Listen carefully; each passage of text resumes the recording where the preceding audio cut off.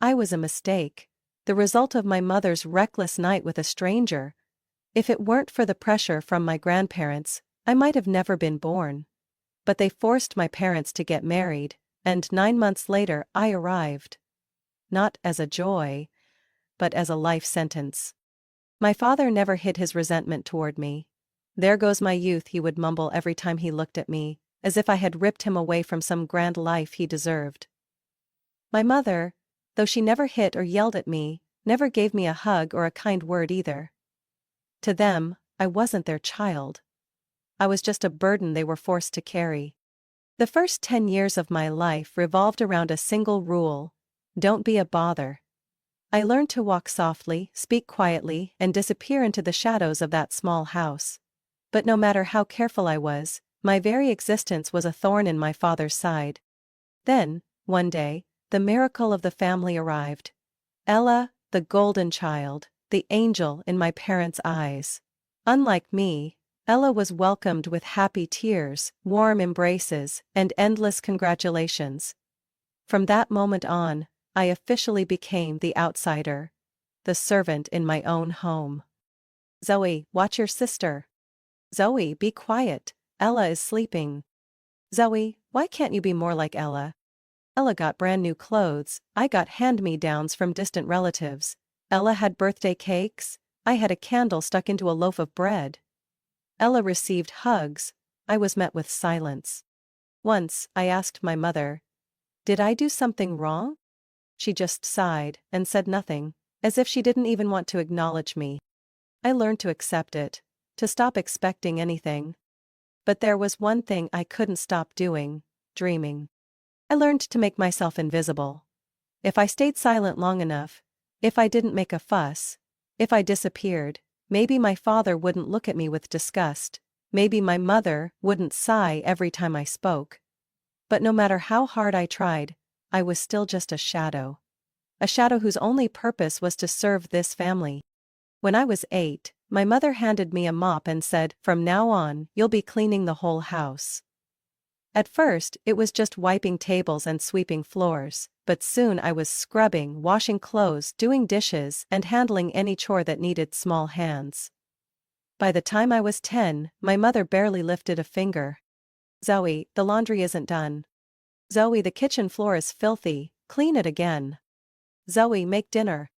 And just like that, I became the family's unpaid maid. Meanwhile, Ella lived a completely different life. My mother bought her pretty dresses, ordered cakes for her birthdays, and gave her new toys and dolls whenever she pointed at them in a store. I remember once, I dared to ask my mother for a new backpack because mine was falling apart. She looked at me like I had said something ridiculous. "Your backpack still works fine." A week later, Ella got a brand new pink backpack covered in glitter. But the worst part wasn't the gifts I never received. It was the way my mother looked at Ella with warmth. The way my father proudly patted her back whenever she brought home good grades. And me?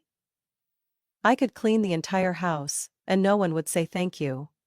I could cook dinner every night, and no one would even ask if I had eaten. Yet, no matter how abandoned I felt, I found one thing that made me feel valuable: cooking. The first time I made something on my own was when I was 9. It was just scrambled eggs, but I still remember the joy of watching the golden yolk melt onto the toast. Over time, I learned by watching my mother in the kitchen, memorizing every movement, experimenting whenever I had the chance. By the time I was 12, I could cook a full meal. I still remember the first time I made lasagna for the family dinner. When Ella took her first bite, she gasped, "Wow, this is so good!" My mother smiled, but not at me. She turned to my father and said, "I think I made it better this time. Don't you agree?" I wanted to scream, "I made it!" But then I remembered. I was just a shadow. And shadows don't get recognition. I clenched my fists. It's okay. One day, I would find a place where I belonged. A place where I no longer had to stand in the dark, waiting for someone to finally see me. I always knew my place in this family. I was the responsible one, the invisible child, the outsider to their lives. But that didn't mean I didn't have dreams. I wanted to be a chef, Not just someone who cooked meals in the corner of a family kitchen, but someone who created dishes people would remember. I spent hours after school watching cooking shows, writing down recipes, experimenting whenever I had the chance. I imagined one day, I would open my own restaurant. A place where people came because they loved the food I made. A place where I was no longer just a shadow. But when I dared to say that out loud, all I received was mockery. Open a restaurant? Who do you think you are, Gordon Ramsay? My father scoffed, shaking his head. Restaurants go bankrupt faster than you think. People might try your food once and forget about it the next day. Zoe, be realistic, my mother added, her voice as if I had just said I wanted to go to Mars. Why don't you get a normal job, accounting, secretarial work, teaching, something stable? And then, as always, Ella drove the knife in deeper. You could work at McDonald's. They need people who can cook too. They laughed. I clenched my teeth, swallowing the humiliation. I didn't know why, but despite their mockery, my father still agreed to pay for my culinary school. But he made it clear, this is all you're getting from me, don't expect anything else. The house, the savings, everything goes to Ella. I should have felt hurt, but instead I felt relieved. I didn't need anything from them, I just needed a chance. And I was about to get one. Culinary school was the first place in my life where I felt like I truly belonged. No one ignored me or compared me to Ella. There, talent was measured by the food you created, not by your last name. I stayed up late practicing, mastering knife skills, understanding flavors and how they blended. For the first time, I felt like I had value. I dreamed that after graduation, I would find a stable job and slowly build my own restaurant. But that dream crumbled quickly. No savings, nowhere to live. I had no choice but to go back home. And the moment I stepped inside, I knew nothing had changed. Zoe, you're a chef now, right? My mother's voice had a suspiciously cheerful tone. That means you'll be cooking every day from now on. You don't have anything more important to do you? Ella snickered. Yeah, at least now you can do something useful for the family. I didn't argue. There was nothing left to argue about. I just quietly hung my culinary diploma on the wall of my old bedroom. A cramped space with faded wallpaper and the same worn-out bed I had slept in since childhood. I had come so far, only to be dragged back to where I started. But I swore to myself, I wouldn't stay here forever. One day I would walk out of this house, and this time, I would never come back. I thought that after graduating from culinary school, my life would change. But no, I was still Zoe, the invisible one in my own family, now also their unpaid personal chef. Every day I worked long hours at a local restaurant. The pay was low, but at least I was gaining experience. My shifts stretched from early morning until late at night, but when I got home, my mother always had a list of chores waiting for me. You have a job now, but don't forget to clean the house. I would have laughed if it weren't so cruel.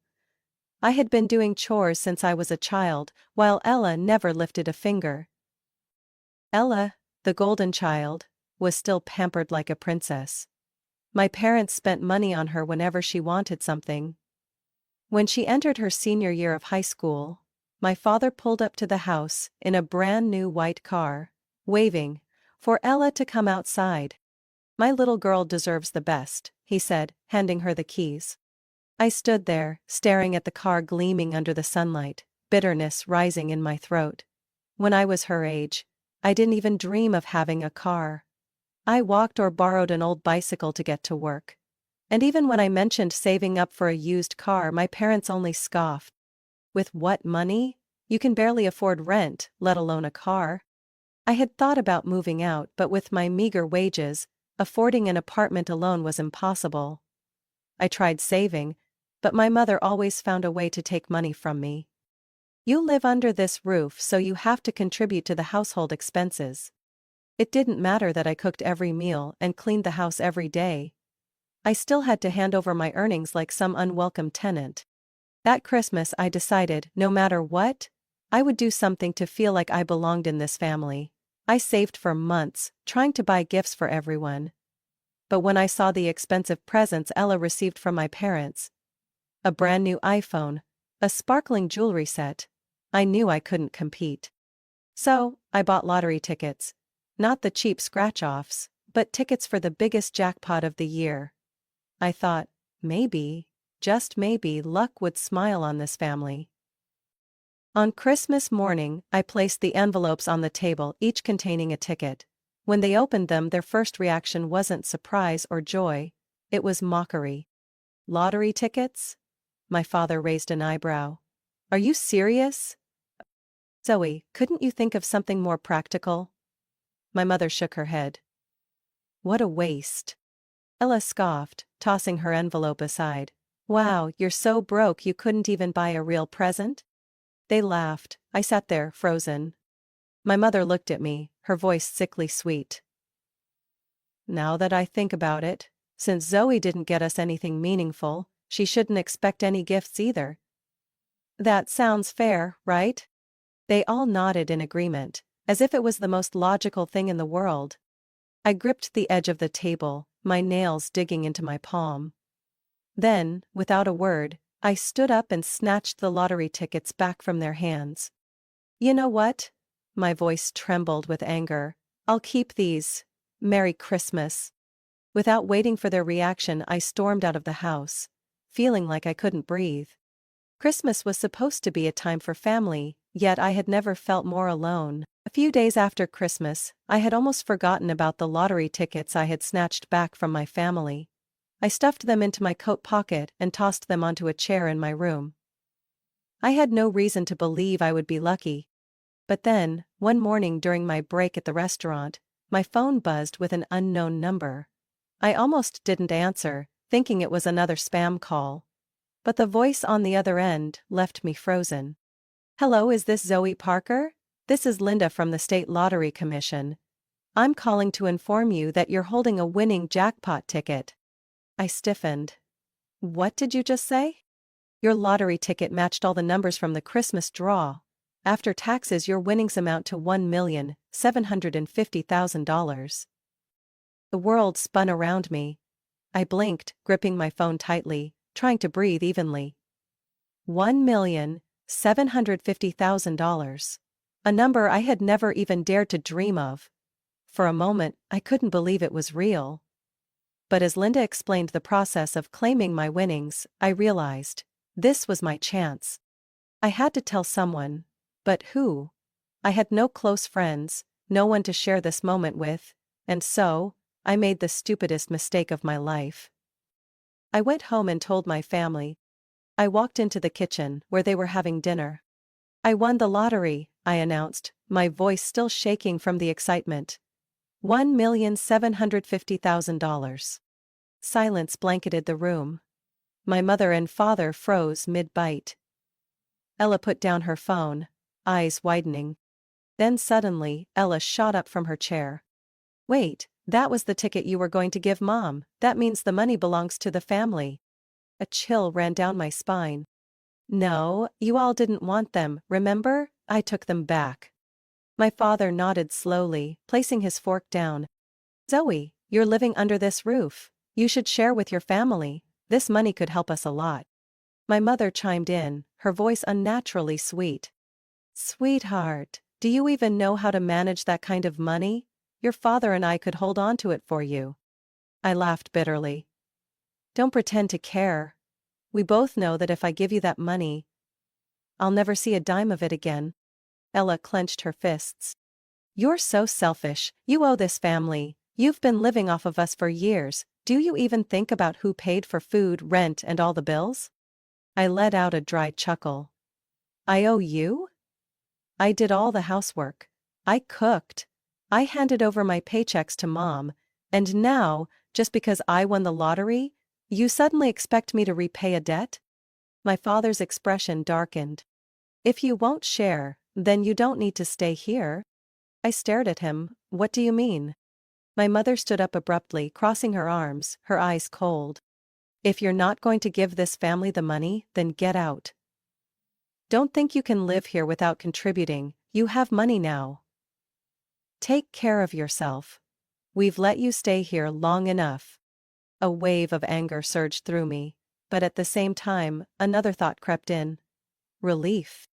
I looked into the eyes of each person in the room and realized they had never truly considered me part of this family. I took a deep breath. Fine. I'll leave. No one tried to stop me. No one showed any regret. I walked upstairs, stuffed my clothes into a bag, grabbed my documents and the winning ticket.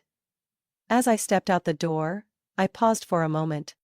Thank you, I said, my voice steadier than ever. Thanks to you, I finally realize I don't belong here. Then I walked out, never looking back. I had no home, no family, but I had the most important thing. A chance to start over. I stepped out into the cold winter night, clutching my small bag with everything I owned. I had no clear plan, but one thing was certain: I would never come back.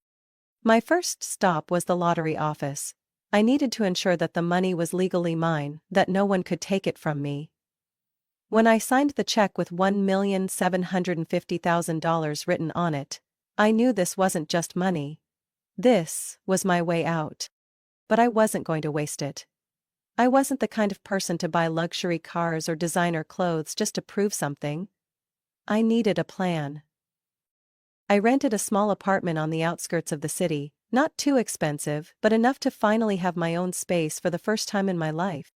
For weeks, I spent hours in front of my laptop, researching everything about opening a restaurant: real estate costs, business permits, food suppliers, staffing, marketing strategies. I knew that if I wanted to succeed, I couldn't rely on luck. I had to be strategic. After days of searching, I found an old building in the heart of downtown. It had once been a restaurant but had been abandoned for years. The air smelled of mold, and the floors were cracked, but I could see the potential. When I met the landlord, he chuckled. "You want to turn this place into a restaurant? Well, good luck with that." But I didn't need luck. I needed hard work. I hired contractors, renovated the space, chose every tile, every light fixture myself. I didn't just want a restaurant. I wanted it to be a home for people who loved food, a place where customers came not just for the meals, but for the experience. 3 months later, I stood in front of the gleaming glass doors of Zoe's Table. My first restaurant, my name on the sign. Opening day was the most terrifying moment of my life. I didn't know if anyone would come, if they would like my food. But when the first customer walked in, placed their order, and then smiled after the first bite, I knew I had done it. Day by day, more customers arrived. People started talking about the small restaurant where the chef personally crafted every dish with passion. I created signature recipes, hosted food events, used social media to spread the word. From one small restaurant, Zoe's Table became a sensation. A year later, I opened my second location. 3 years later, I had my third. I, Zoe Parker, the girl once cast aside by her own family, was now the owner of a thriving restaurant chain. And I was just getting started. 3 years later, I was sitting in my office at Zoe's Table's third location, focused on reviewing financial reports, when my phone rang. An unknown number. I hesitated for a moment before answering. "Zoe?" A familiar voice rang through the line, sending a chill down my spine. "Ma." I hadn't heard her voice in 3 years. No messages, no calls, and now, out of nowhere, she was reaching out. Something must have happened. "What do you want?" I asked, my voice void of emotion. She sighed, as if burdened by some great trouble. "It's Ella. She's in trouble, Zoe. She lost her job, was caught stealing, and now no one will hire her. She's drowning in debt. The family is struggling. We need your help." I closed my eyes, taking a deep breath to suppress the wave of anger rising inside me. "And you thought of me. I thought you kicked me out. I left, and we have nothing to do with each other anymore." "Zoe, she's still your sister." My mother's voice softened, as if she was trying to tap into whatever compassion I had left. "She made mistakes, but she needs a chance to make things right. Can't you help?" I was silent. A part of me wanted to hang up immediately, but another part, the weaker, foolish part, still remembered the little girl Ella used to be, before she became entitled, selfish, and manipulative. I sighed. I can hire her, but she won't get special treatment. If she wants to work, she follows the rules like everyone else. Thank you, Zoe. I knew you were a good person. I let out a dry laugh. So now they needed me, the same girl they had thrown away. Ella started working at my restaurant as an HR manager. At first, she acted extremely diligent, arriving early, eagerly assisting employees, even working overtime when necessary. I started to think that maybe, just maybe, she truly wanted to change. But then, the whispers began. A few employees approached me, looking uneasy. Zoe, we've been hearing things. Ella had been quietly stirring up division among the staff. She told them I was underpaying them compared to the restaurant's revenue, that I was hoarding all the profits for myself, and that the business should have rightfully been hers, because I had stolen everything from the family. At first, I didn't want to believe it. But then, I started noticing the shift. Employees grew distant, some avoiding eye contact, others no longer as motivated as before. Then, one day, my head chef Marco pulled me aside. Zoe, you need to know this, he said in a low voice, his expression serious. Ella has been stirring up trouble. She's telling staff that if we go on strike, you'll have no choice but to raise wages or shut the place down. A slow burning fury ignited within me. I had given her a chance. I had let her back into my life. And she had stabbed me in the back. But I wasn't the old Zoe anymore. She was about to find out exactly who I had become. I clenched my fists. Don't worry, Marco, I know what to do. I thought Ella was just causing trouble, trying to damage my reputation. But then, late one evening, Jenna, my financial manager, walked into my office, her face pale. Zoe, we have a problem. I looked up from the ledger. What is it? We're missing $7,500 this month. The cash disappeared from the safe with no record of withdrawal. I felt a jolt of disbelief. Does anyone else know? I asked. Jenna shook her head. I only just discovered it after double-checking everything. But Zoe, only a few people have access to that safe. You, me, Marco, and... She trailed off, but I already knew what she was about to say. Ella. I couldn't jump to conclusions based on suspicion alone. But I also couldn't let this continue. If someone was stealing from me, stealing from my employees, they would be held accountable. So I quietly installed hidden security cameras around the safe and the accounting office. 4 days later, late at night while reviewing the reports, I got an alert from the surveillance system. Unusual activity detected in the accounting office. I clicked on the live feed, and there she was. Elle. She slipped into the room, glancing around to make sure no one was watching, then opened the safe. Her hands moved quickly, stuffing wads of cash into her purse. I held my breath, watching the scene unfold. There was no mistake. I had given Ella a second chance. And she had betrayed me again. The next morning, I called the police. When they arrived at the restaurant and asked for Ella, she panicked, trying to act innocent. What? What are you doing? I didn't do anything. I crossed my arms, keeping my voice steady. I have evidence. The cameras recorded everything. Ella's face turned pale. You wouldn't do this to me, would you? I looked her straight in the eyes. I will.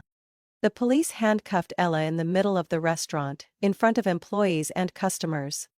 Less than an hour later, my parents barged into the restaurant, their faces filled with rage.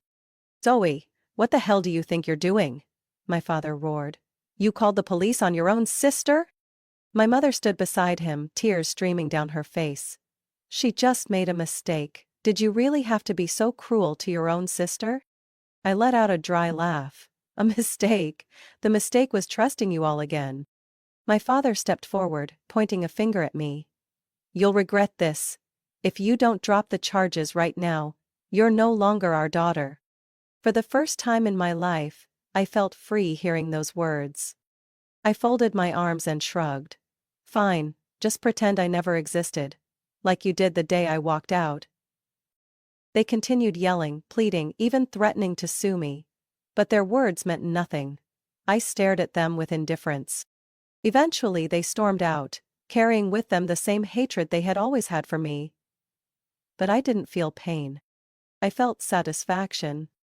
This time, the door I had once left open for them was shut forever. On the day of the trial, I arrived early. Not because I was eager for the hearing, but because I wanted to see if Ella still had the audacity to look me in the eye and lie. She walked into the courtroom looking flawless, her hair perfectly styled, her outfit professional, her eyes shimmering as if she were the true victim.